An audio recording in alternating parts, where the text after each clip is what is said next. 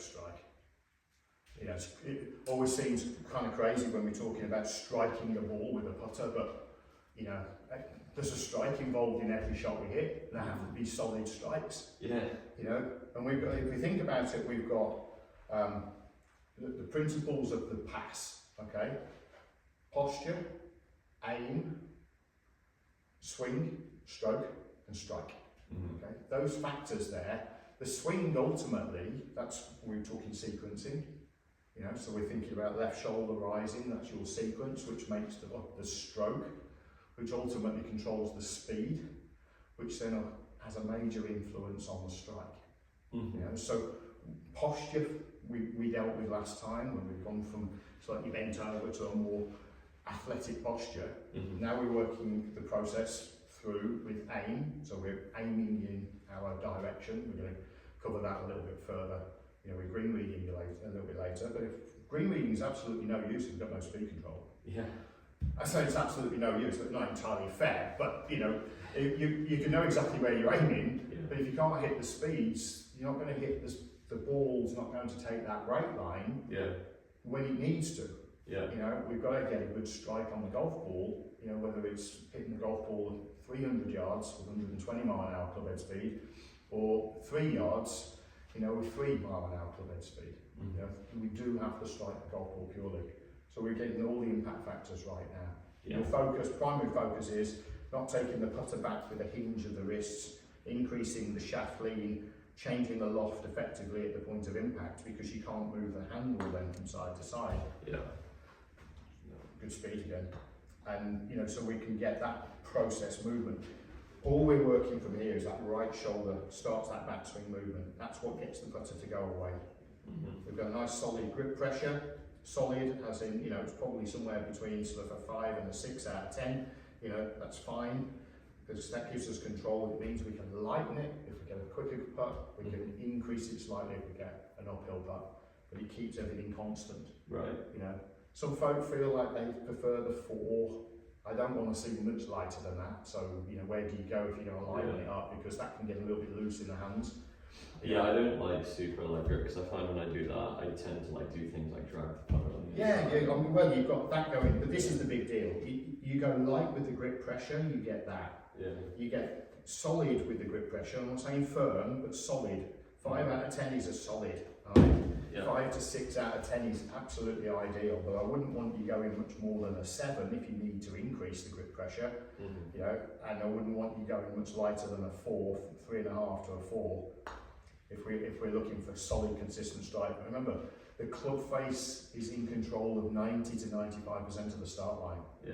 If we don't take that into account, grip pressure, you know, is going to influence that club face influence, and you know, it's going to change the start line direction if we miss it significantly. So it's really important that we get to understand good grip pressure. No, for sure. It's because I just tried to grip that one a bit firm, and it just comes off so hard. And that's great if we've got a putt that's going uphill. We're not changing the length of the stroke. And being able to calculate that. Again, you know, it's about staying in the presence, but it's absolutely no different of when you're playing in wind. You move the ball back a little bit in your stance, maybe club up slightly, slightly softer swing. So the clubbing up scenario doesn't affect this. It doesn't increase the spin, you know, but you've made that conscious adjustment, you know, staying in the present, and that's, you know, we don't think about that with putting. Is staying in the present. What keeps us in the present is, well, what's the distance of the putt? What length of stroke do we need? That's looking after the speed. Nice. What's the sequence? Looking after the motion. Because all too often we make the sequence in the wrong manner. You know, we hinge the wrists, we flick at the club, hit the ball, not stroke it. That's really good. Really good. Solid strike. You can hear the difference in the strike now. We're going to get some numbers in a moment on. Are you okay, by the way, with my width of stance? Width of stance, because I know I stand narrow, but it's always felt more comfortable when I stand quite kind of upright. Like I see people who stand there much wider than like. No, listen, I'm comfortable with the width of stance. Okay. somewhere between 8 and 12 inches between the heels. That seems like a big number, but you know, of difference. But you know, if you stand in a number one, comfortable, athletic position, you're going to be able to get into an athletic posture. You know, are you capable of making movements at the appropriate speed? Right? Yeah. So it's not making quick movements, it's making appropriate movements. You know. So are you in the optimum position? Yes, you are. Are you in a comfortable stance width? Look, you're not overly wide across the shoulders. Yeah. You know, if you're some kind of, you know, Yeah. American footballer, if we went shoulder width apart, it might be that wide. Yeah. You know, shoulder width apart is appropriate right now, but is shoulder width outside of the feet or inside of the feet? To a degree, that doesn't really matter. Are you comfortable? Yeah. And you've got That feels more. No, that's not natural. So it's, Yeah. my one is more are you comfortable there? Around there. Yeah. So if you go 1, 2, you're just over 2 club lengths. That's 8 inches. So that's fine. More than comfortable. Yeah. Okay. Yeah. Good. I wouldn't want you much narrower than that. Right. Yeah. You know, but at the same time, if you were a little bit taller or a bit broader, you know, then you could go to 12 inches. It wouldn't be a problem. Mm-hmm. That's really good. Yeah. And the nice thing is now we've kind of eliminated the left side. I don't know if you noticed the bad putts were going left. So like pulling them. Yeah. Yeah, so that's a slightly closed face. I know you've got a slight aim bias to the right, and that's probably because your bad putt goes left. Yeah. So, you know, that's okay. But as we're now starting to eliminate that motion of closing the club face, we can start to look at the aim being very much more specific. I don't want to see a huge amount of aim to the right and then you trying to close it, but all the time we're going to be monitoring what we need that aim to be. If you close the putter down 2 degrees, we've got to make sure that it's at 0 at the point of impact. You're in good company. Tiger closes it down a lot. Right. You know, so Tiger starts about 2.5 degrees to the right. Yeah. He does pull his short putt, you know, shorter range. He pulls all of his putts. So he aims right. Aims right and then closes the club face down. But this is so what I do is I always use a line on the ball. Yeah. And I when I get over the ball, it doesn't necessarily look like the line is straight, or it's hard for me to align when I'm stood over the ball. I sort of look at it from behind. Yes. And then through, like, you know, I'll put it down, try and put it down with my right hand, kind of like using my right eye. Yeah, good. You know, use the shaft to like see where the line's pointing. Yeah. And when I trust the line, I'm trying not to use like this stuff on my putter. I'm just trying to get it kind of, you know, perpendicular to that line. Don't really care what's going on over there. So it's not about. Yeah. So you're zeroing everything into that focal point now. Like. Yeah, like I'm trying not to use that line to look at the hole or anything because I know it's going to look different. Like that's absolutely fine. I'm comfortable with that. Ultimately, we've got this lined up now. With a good strike on the ball, you're going to roll that golf ball end over end, as you have been doing over the last sort of 5-10 minutes. What you have got is a relationship. The golf ball is on the ground. It has a relationship to the target if you put a line on the ball. If you don't put a line on the golf ball and we just blank the ball, you know, so we're just looking at those either yellow or, you know, white golf ball, and there's no relationship to the wider target. Now, if you're using your putter, then that's absolutely fine, but that has to have a relationship to the target. Yeah. And some of us find that okay, easy enough to do. There's no right or wrong in this, but as long as it's specific. Because ultimately, if you are using a line on the putter, and that's helping you to, you know, align towards the target, that's fine. If you're using a line on the golf ball, I've got a line on my putter, but it's, you know, you can't see it. It's there, but so lines on putters either help you or hinder. We'd like to think they help. Yeah.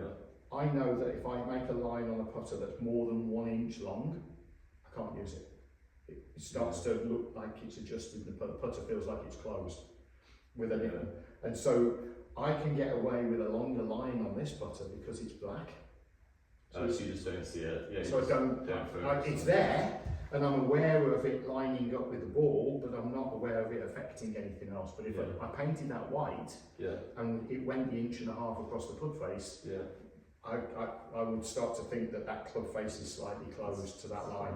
Yeah, like when I use no line on the ball, just line on the back flange of the putter, I always aim right.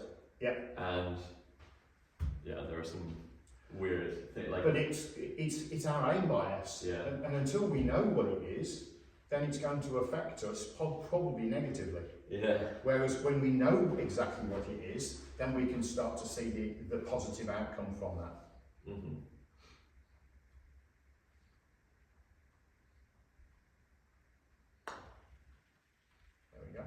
So we've started that golf ball on an appropriate line. Yeah. So as we, when we're going through the process, the nice thing is if you've got a process, aim the ball towards the target, aim the putter towards the ball, and then set your body to the putter, that's a process. Yeah.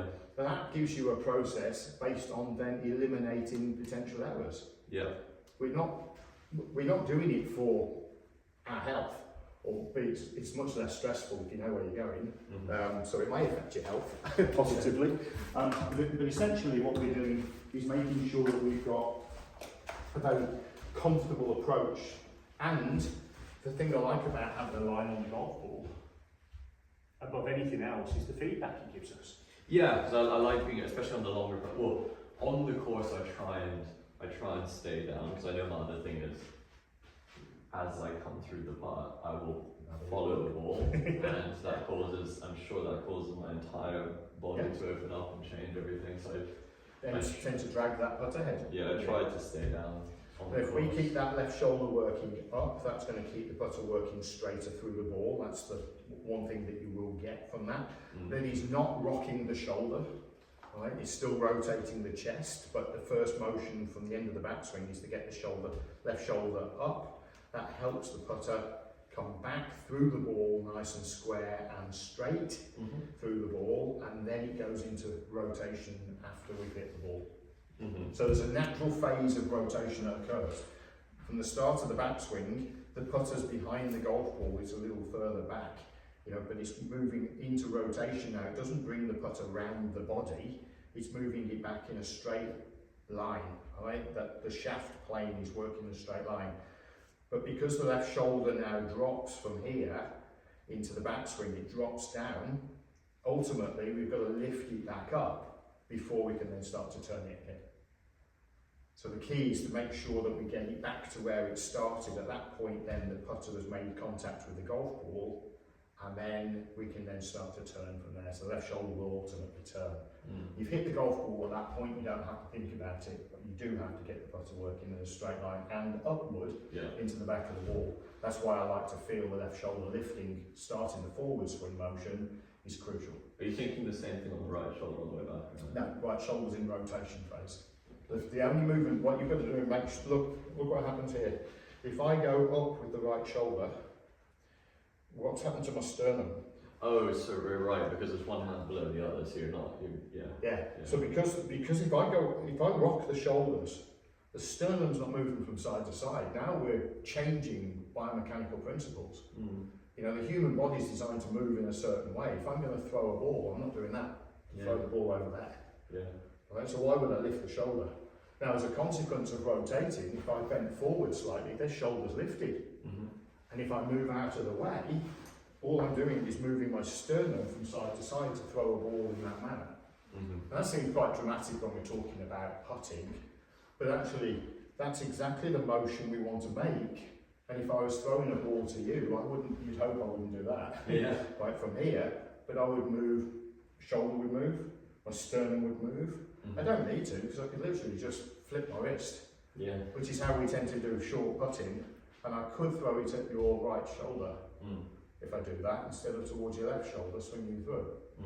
Right? Yeah. So there's a response to flicking, which is increasing the loft, elevation, and closing the face, the palm of the hand, which means that I end up missing it off to the left-hand side of my direction, going here, or I can swing through as a response. Now again, it's all based on the distance and the speed we want to be throwing, or moving our body. Mm-hmm.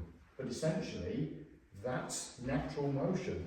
That is natural motion. That is not natural motion. Yeah. That's fine if you're beating a drum.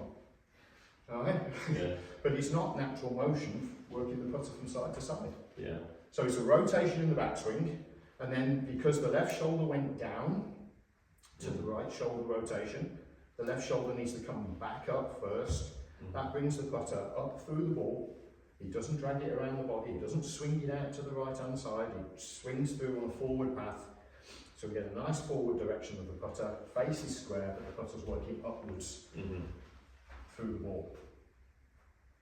The impact factors are quite clear. We need the putter to be working up by about 1 to 1.5 degrees is ideal. We want the face to be square, because that produces 90 to 95% of the start line. Yeah. And we can see that that last putt's still sitting there on its axis, its vertical axis, it rolled perfectly. Right. And we have the optimum loft as well. Yeah. Just a fraction right, isn't it? Yeah, it is.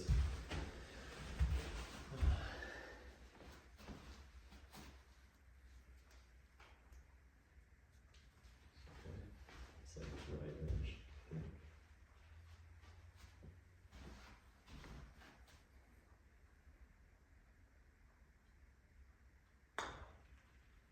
Good roll.